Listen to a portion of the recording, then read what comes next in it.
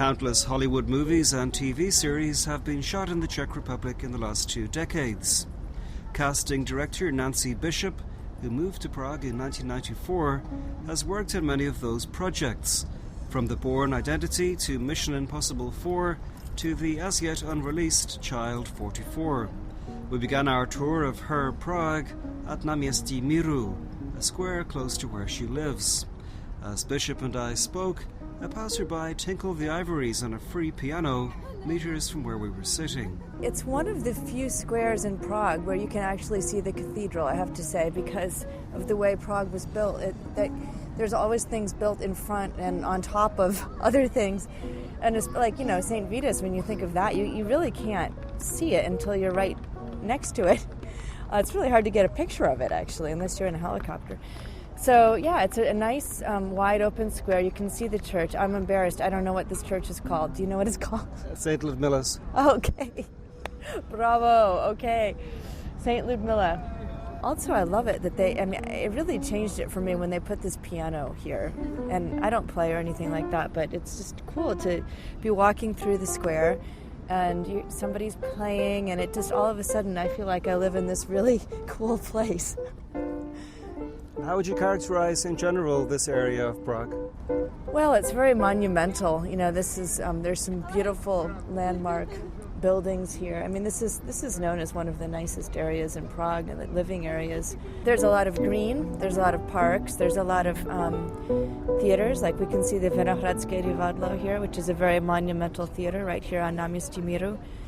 And there's also lots of cool cafes, coffee shops, wine bars. Generally speaking, how do you find living in Prague today compared to 20 years ago when you first came here? Well, I mean, it's definitely more developed. It's more like any other Western European city, really. I would say it's not that different from Vienna. It's not so rough around the edges like it used to be. I mean, it used to be quite rough around the edges. Well, as we speak, 2 homeless people are fighting just yards away from us. Okay, well, there weren't so many homeless people 20 years ago. I mean, that's new. Actually, I was thinking about that the other day. That's quite difficult to deal with, the homeless people. But in general, I would say it's just become more integrated. I mean, it is more integrated. We're in the EU now. I feel more like I'm just living in Europe rather than in the Wild East. But much to my chagrin, it's still very much regarded like the Wild East. People still think it's Czechoslovakia. How has your business changed? How has the film business changed here? I know in the 90s a lot of big Western productions came here. They still are coming. It's just that we have more competition now from the other countries. But we are still filming here. I'm working on a film right now. I think that Prague will always be a good shooting destination. Are there any particular locations that are popular with visiting crews in the city? Oh, they seem to love the National Museum at the top of Wenceslas Square. They use that for all kinds of locations. In fact, the irony is that I've never even been to that museum except when I was visiting a film shoot. I've never actually visited the museum. I think it was in Mission Impossible, the first Mission Impossible movie. It was, but I mean, it's been in hundreds of movies since then, too. Any other popular spots here for filmmakers? Well, they always use this one particular French restaurant called Chez Marcel when they want a French cafe, without fail. But doesn't Prague also represent Paris in some movies? Oh, very many movies, yeah.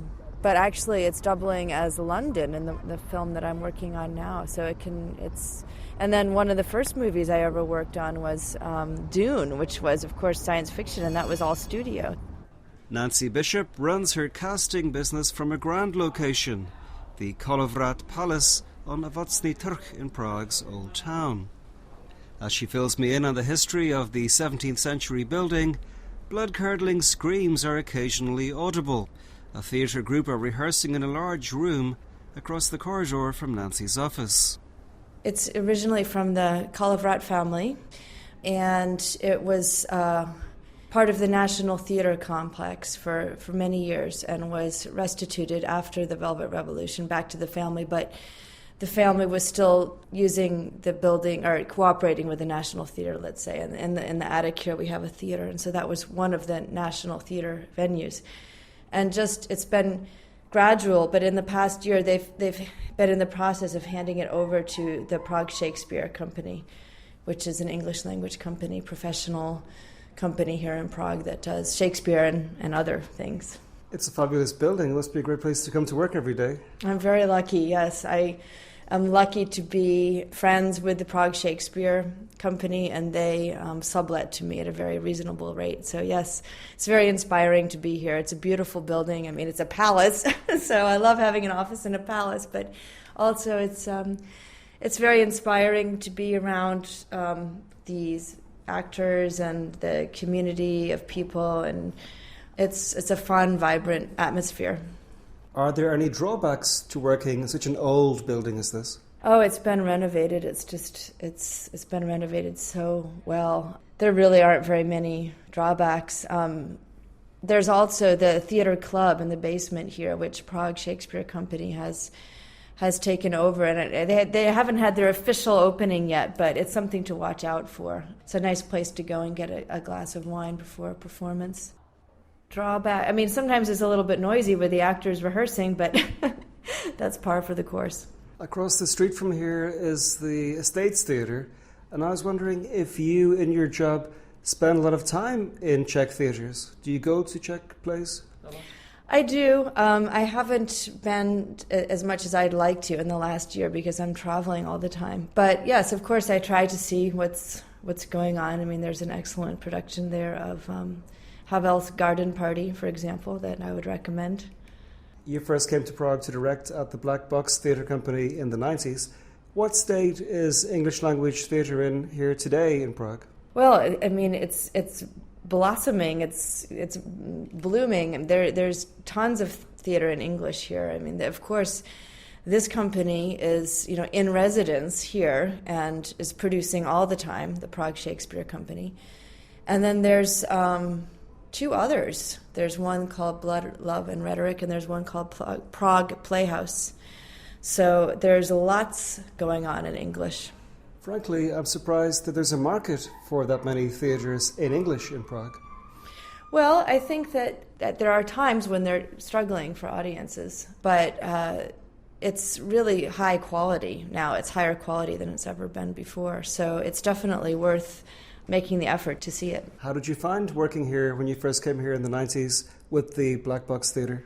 Well, it was really a crazy time. I mean, one of the reasons that the theater was developed at first was because there were, of course, a lot of us were English teachers, and so it was a way to teach English. But it was so new back then to have theater in English that it was a phenomenon. And like the first play I directed was called Grace, and we did it at the Žižkovské divadlo, this little theater in this little working class neighborhood, and people would go and see it because it was such an anomaly. The final stop in our tour of Nancy Bishop's Prague is Radost FX, a restaurant, lounge and nightclub complex a stone's throw from Ipe Pavlova metro station. Nancy's been coming to Radost since the early 1990s, when it was opened by a Slovak-American couple who'd moved here from New York. It's really one of the most consistent places for me in Prague. I came here first time in 1994. That's 20 years ago. It was when I first came to Prague. And I have to say, it's still a really good place. 20 years later, the food is consistently good. It's a fun atmosphere. It's a place where when visitors come to town, I live in the neighborhood and I bring them here. They always like it. Is it my imagination, or is the menu still the same, or is it only the brunch menu that's still the same? No, I think it's evolved, but there are some things that have been on the menu for a long time. Also, I guess in those days when they started, brunch wasn't so common in Prague. Yeah, it was probably the only brunch in Prague. I mean, well, not the only, but one of the few. That's true. Yeah, now there are many. That's true. Also, it kind of seems to me to be a place that time has a little bit passed by. In the 90s, it was really the place to be here. Yeah, it's true. There were less places. I mean, this was the first place, one of the first places opened right after the revolution that was kind of like, an American-owned club. Yeah, and it's true. It was a big deal back then. There was nothing like it. It was, hip in a new way, and all the film parties were here and all that. And but it's still a great place. It's just that there's so much competing with it, I suppose, that makes it seem like it's gone by. But for me, it's not gone by. I mean, for me, it's still one of my favorite restaurants. Where else do you like to go in Prague? What other bars or cafes? Well, there's another one over on the corner of Rigor Visadi called The Tavern, which has great burgers and vegetarian burgers and great cocktails. I also love, I think everybody who likes this kind of Asian fusion food knows about Sancho. That's become very popular, and they have a Michelin bib there, and they just opened like a new kind of more cafe bar kind of place right next door to it. So those, I guess, would be on the top of my list right now. I guess you're a good person to ask, where do the film stars go when they come to Prague? What are the high-end places that will get your big stars coming in the door? It seems to me that they are going to, is it La Bodega, which is the one that is next to La Finestra?